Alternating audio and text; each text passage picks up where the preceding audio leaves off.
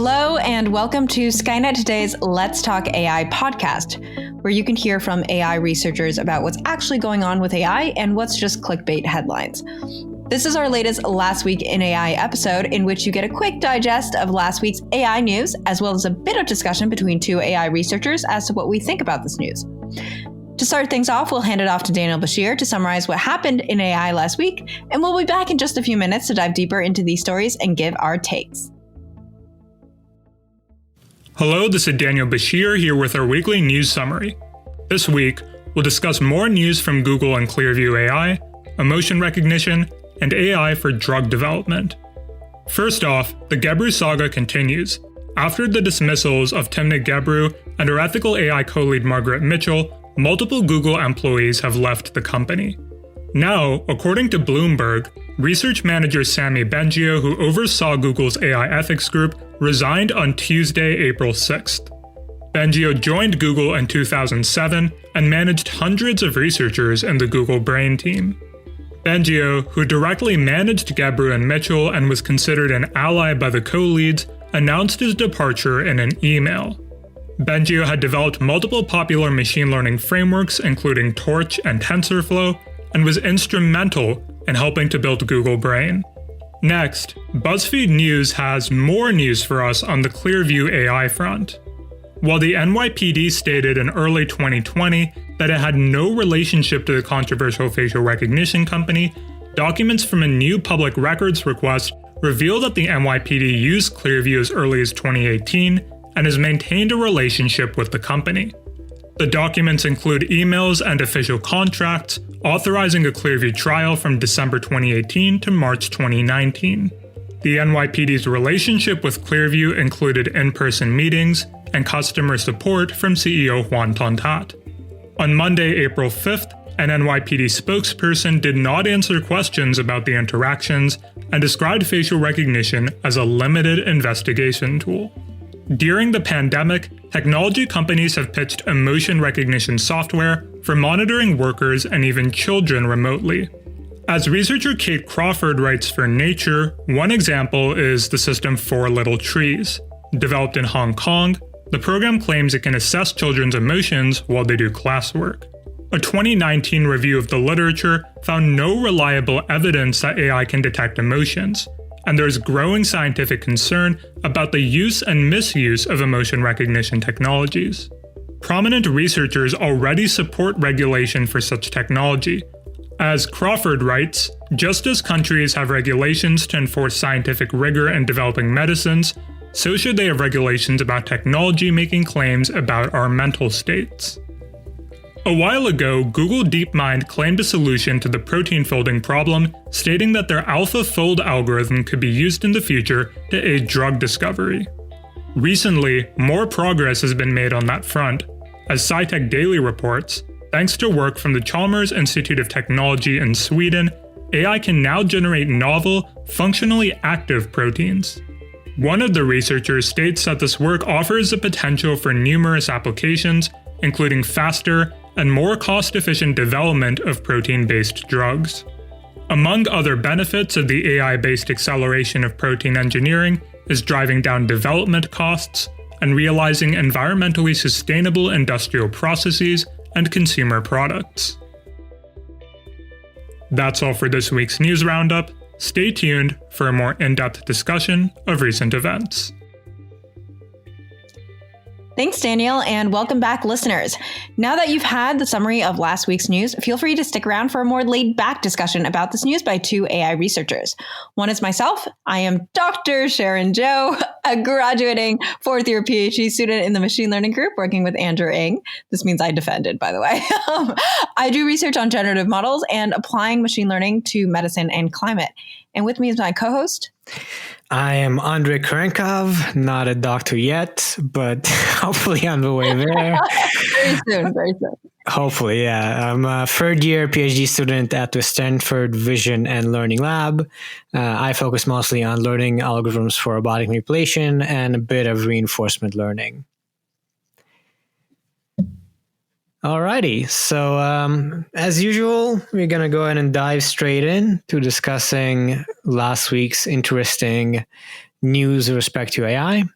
starting off with this first article, Shedding Light on Fairness in AI with a New Dataset.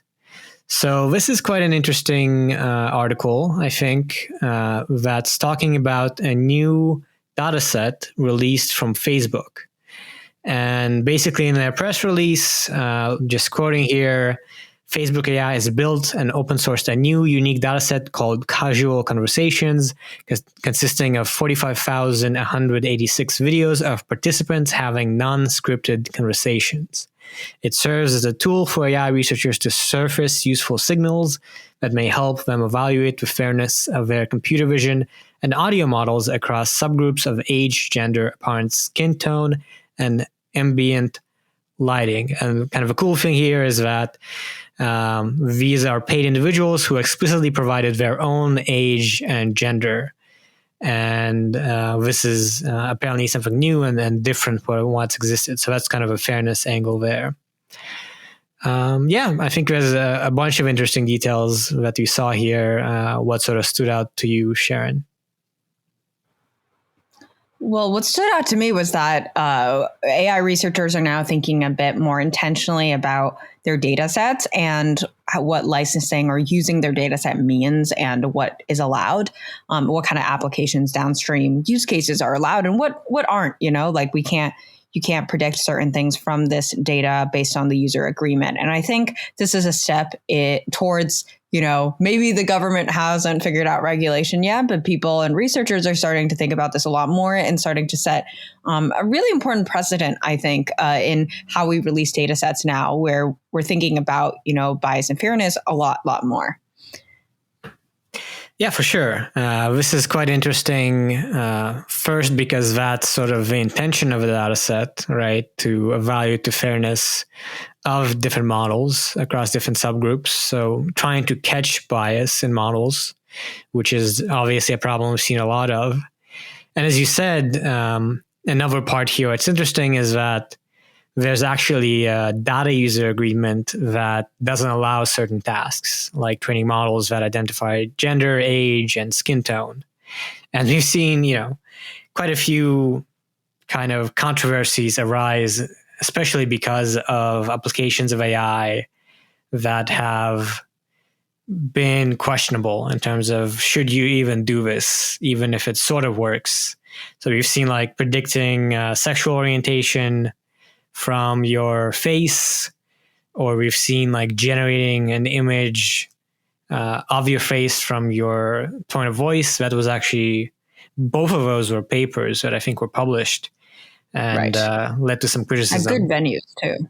Yeah, exactly. Yeah, they were published at good venues too. It was very controversial and by like people who are known, and so very controversial. Yeah, and as you said, this seems like a good step, or maybe a sign that as a community, we are sort of taking those controversies and learning from them in some interesting ways. I certainly haven't seen this sort of idea of a data user agreement. There's been user agreements that sort of said that this is meant for academia and not industry, for instance, so not monetizing things, but this seems like it goes beyond that, and that's kind of interesting. Right, exactly. And before we go on, there's a couple other neat things in this press release from Facebook. So they also mentioned that one important application here is deepfake detectors. And they point out that, there are already different state-of-the-art detectors, but there are still open question, including how well these detectors perform across different subgroups like age, gender, and skin tone. And they say here that it's important that this works well for basically all subgroups. And they actually have a deepfake detection challenge, collaboration with other industry leaders. And I guess the idea here is that Facebook AI, with its data set, is aiming to catalyze that in particular. And they further say that, this release is part of Facebook's long-term initiative of building AI-powered technologies in a responsible way. from proactively improving the Facebook experience for communities that are often underserved, to inventing new ways to prevent hate speech from spreading. So this is quite a positive and impressive sounding release from Facebook about their fairness initiatives. Yeah, we were chatting a bit before, Sharon. We did kind of suspect that this comes as a response to this article that came out a month ago. Correct. Yeah. So I guess we should mention that there was this quite long article. Let me see what the title is here, from the MIT Technology Review, how Facebook got addicted to spreading misinformation. And this article was critical, basically, of saying that the fairness subgroup within Facebook isn't doing enough, is overly focused on just bias and not other issues. So, probably worth reading that as well if you're curious about the fairness efforts and kind of what the AI subgroups in Facebook are doing.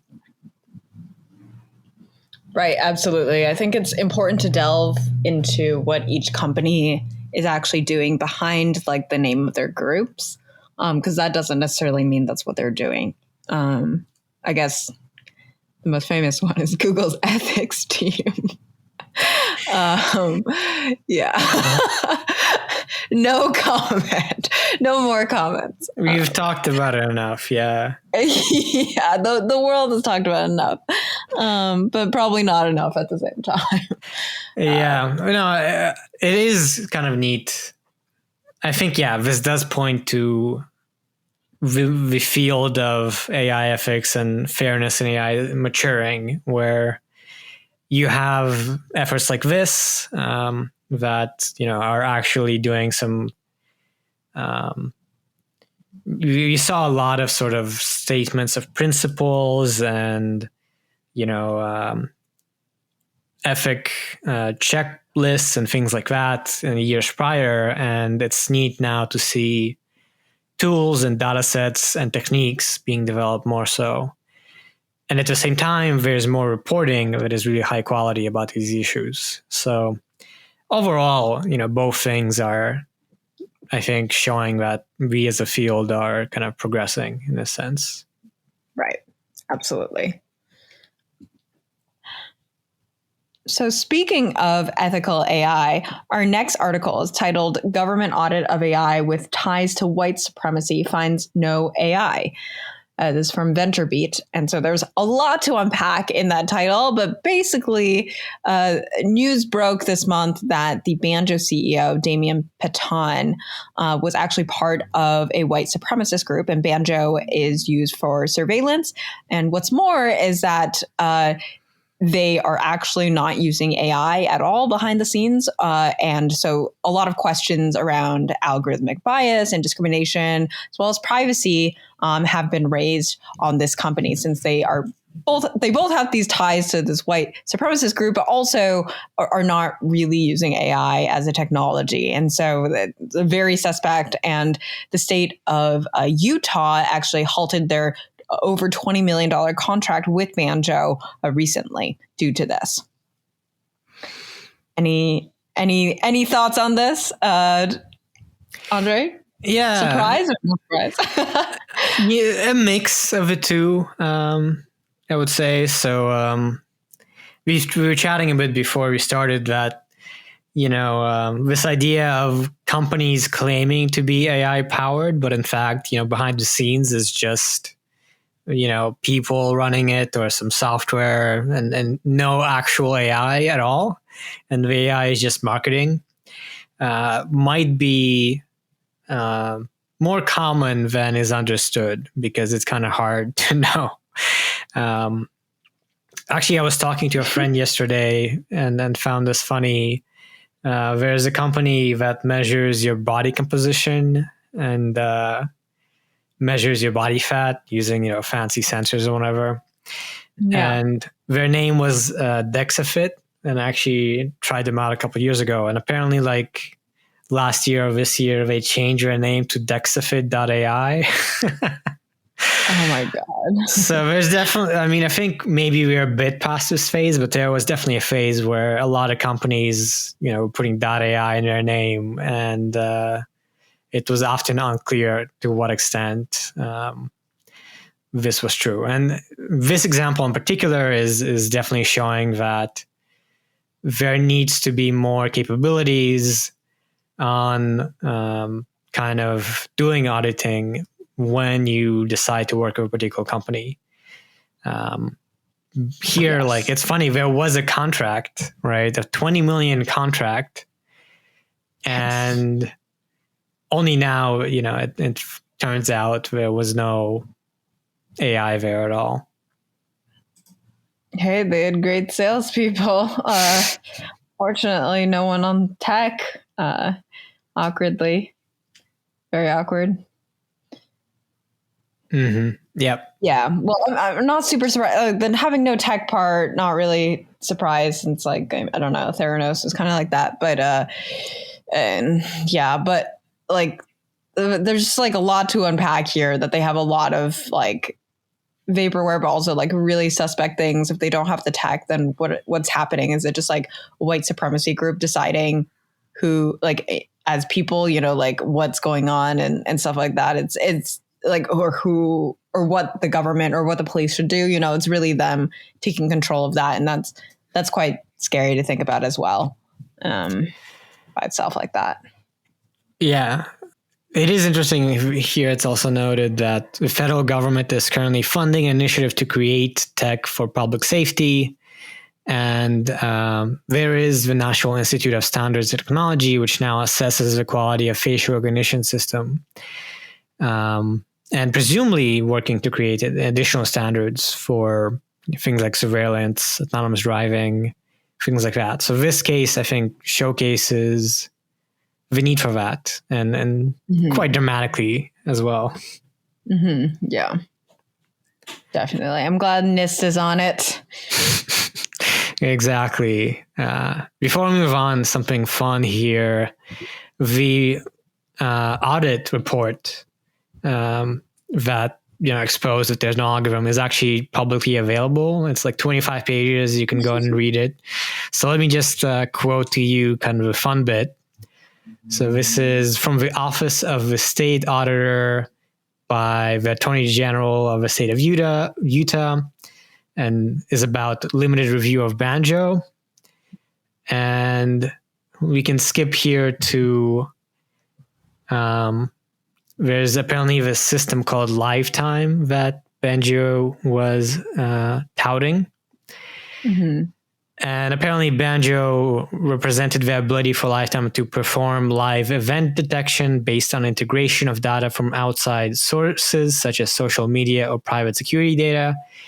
Banjo touted the ability of Lifetime to identify child abduction cases, active shooter cases, traffic accidents, event detection, and real-time events. Wow, I'm kind of impressed. I know, it sounds pretty impressive. All of this. Yeah. And yeah, these are similar to representations, including in its RFP, which led to a contract. So presumably this is what was their pitch to Utah. Yeah, I understand why Utah bought it. I mean, it seems like a lot of things. And then, so the response to this from the audit was, Lifetime, as presented to the commission, appears to be a dashboard of data aggregated from Utah governmental sources such as 911, dispatch sensors, police agencies, and traffic cameras. Banjo expressly represented to the commission that Banjo does not use techniques that meet the industry definition of artificial intelligence. Ouch. This is brutal. Yeah, so for a government report, this is a bit spicy and kind of interesting to read. For a government report. I think so. I haven't read many government reports. I agree. You're right, because we don't expect that from a government report. Wow. Okay, yeah, that is quite spicy. I agree. Fully agree with that. Well, on to our next article, also about not coding, but in a different way. So companies are racing to bring AI to the masses with no code software. This is an article in Fortune. Basically, this is not super surprising, but companies are emerging in the market, and there's a clear need for basically non-technical or non-AI experts to be able to create their own AI models and systems and be able to run AI still. So this is companies like Obviously.ai, Data Robot, Levity, Clarify, Teachable Machines, Lobe, and Accio, just to name a few. And one such player that was mentioned in the article is Primer, which is a company that is focused on doing, NLP solutions, natural language processing solutions, where anyone could kind of run these things. I don't think this trend is necessarily very surprising, but it is interesting to see more and more people be able to develop their own AI systems. And of course, that comes with issues on its own, right? Because, the more people kind of in charge of each of these systems or models can embed their own biases in them and take that to a new level of optimization as well. Yeah. This is something that's been developing for a while. I think as AI got to be big, this was maybe one of the early sort of types of things industry tried to do, is to make it more accessible to regular people to create AI models. And as you kind of explained, there are a lot of these companies, at least a dozen, if not more. Yes. So this article itself isn't surprising, but it is interesting to read if you're not aware of this. And I think it does point to kind of it being interesting, sort of what are the major types of companies in industry. So this is one of them. There's also a lot of companies now on annotating data and collecting data sets. There's probably at least a dozen of those that have popped up. There's a lot of companies providing APIs for speech recognition, computer vision, kind of these high-level standard AI tasks.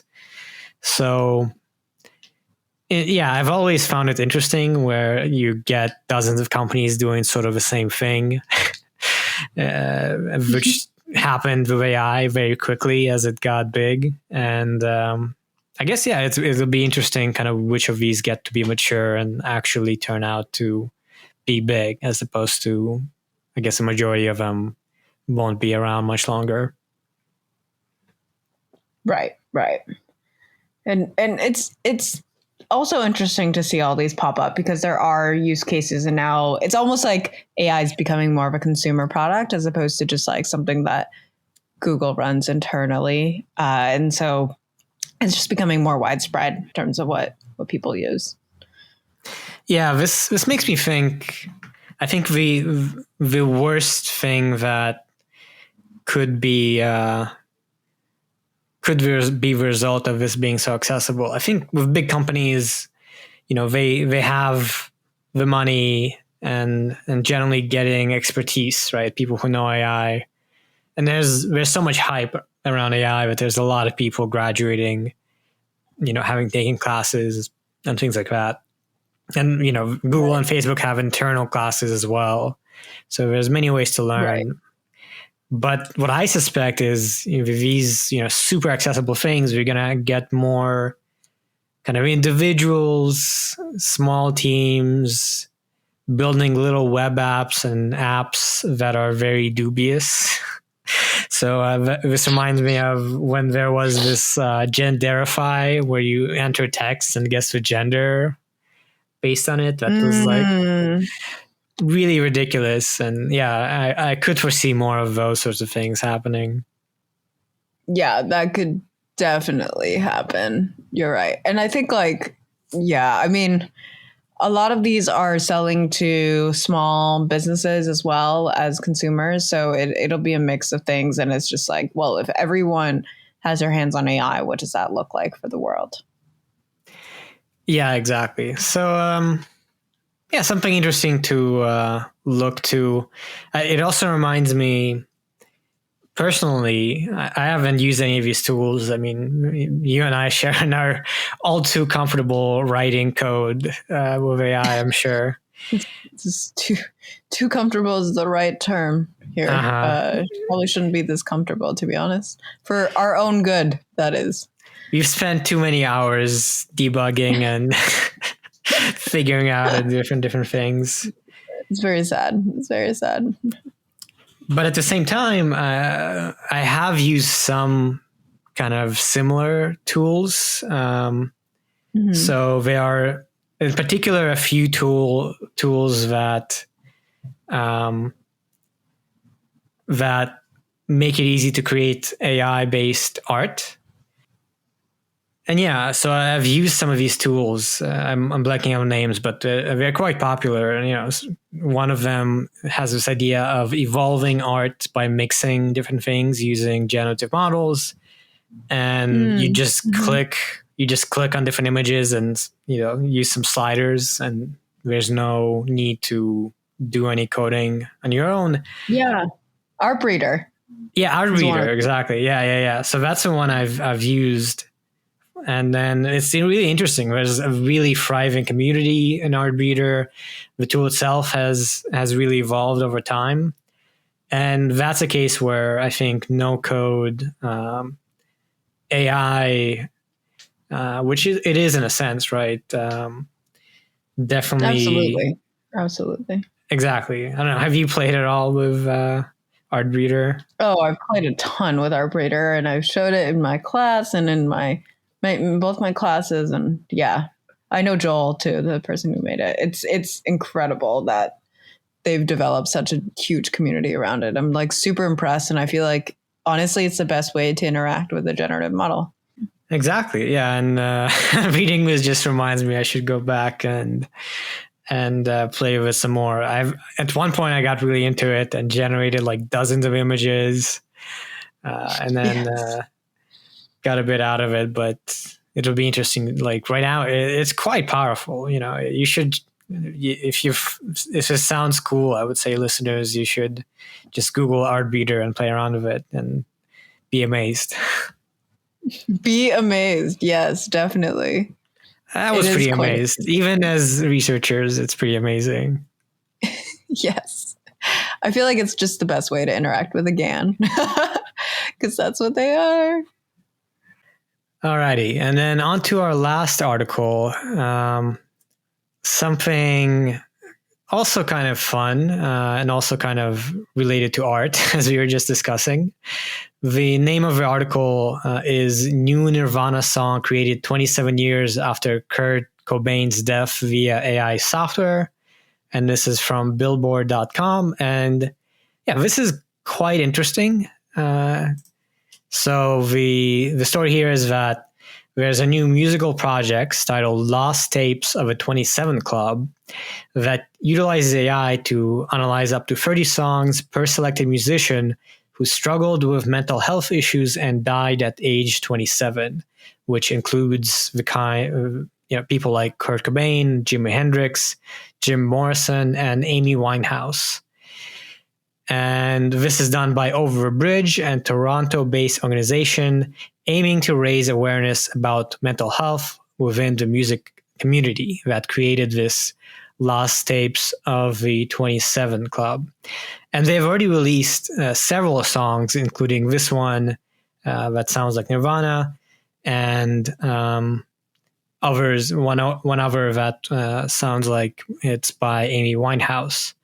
So I'm going to go ahead and cut in a bit of that so you can get a taste of the song and then kind of hear it and see how it relates to Nirvana. And then we'll be right back to talk about it.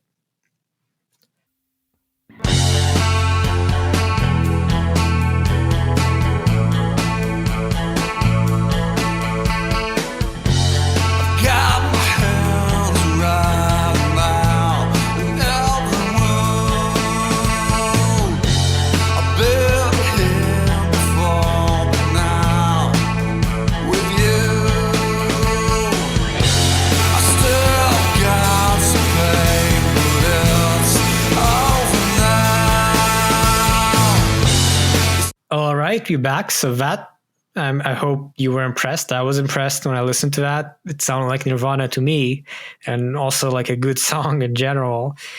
I know both of us listened to these before starting. What was your impression, Sharon? A huge wow. It's awesome. I know it's not all like end to end machine, but it is getting there, and it's really good. I'm really impressed with it. It does sound like Amy Winehouse. I don't know the other person well, but like it does sound like Amy Winehouse to me. Yeah, this is, I mean, we've seen this sorts of things before in terms of generating music and even emulating music by particular people. So OpenAI had this big project. But what's interesting here is, all these prior things, you could hear that they were AI generated.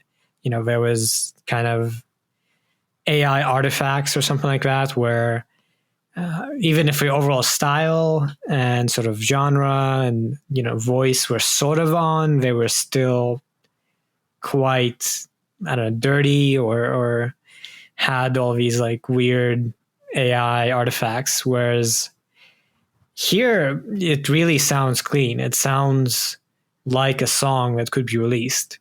And I would imagine this is partially because they had an actual audio engineer. These aren't just raw outputs of an AI model. They, it seems like, had a very,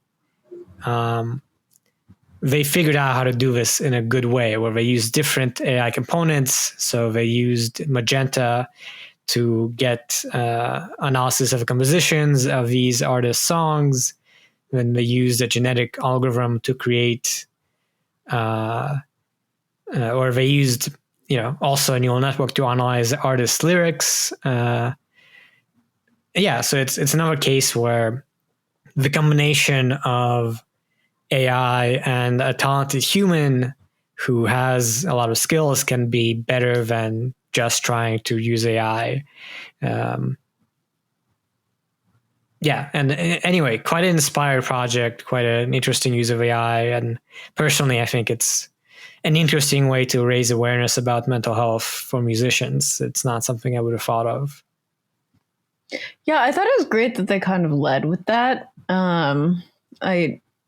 I really appreciate that. I sometimes like, so I can't tell how like genuine that is, but it is really nice that they do talk about that and like talk through, like this is a huge motivator and maybe a reason why, like in this case, it's more okay, or at least like more interesting. It's to raise this awareness ultimately, as opposed to just be like, hey, check this out, and maybe they didn't consent, but whatever kind of thing.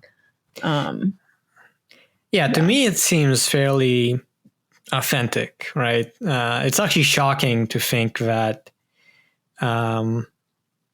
they're working on all these musicians who died at 27.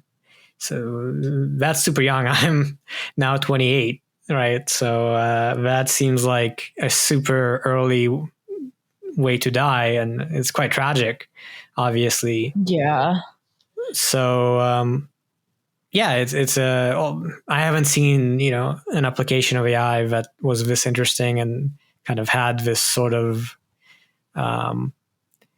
really mental health oriented goal in a bit. And quite interesting, and I would recommend listeners to check it out and listen to other songs and maybe share with your friends, because I think it's quite cool, and I guess it's a good message to spread as well. Yeah, definitely. And I'm impressed Magenta has gotten this far. Google's Magenta team has gotten it this far. I think it's really cool application. Yeah, I think it also points to, in general, this has been a kind of a slow process, but AI for art has been developing, past decades. So there's a fair number of artists that utilize AI. There's actually a whole website that just has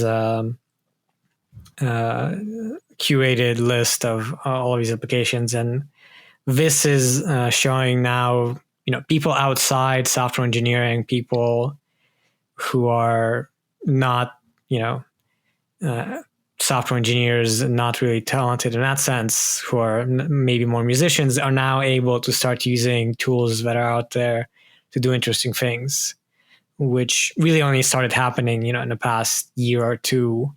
But I think this is actually quite exciting and maybe not discussed enough in AI. What happens when, it's accessible enough and the combination of human and AI really results in pretty great things. And like these songs, again, you might want to check them out with full versions because they're just fun to listen to more than anything.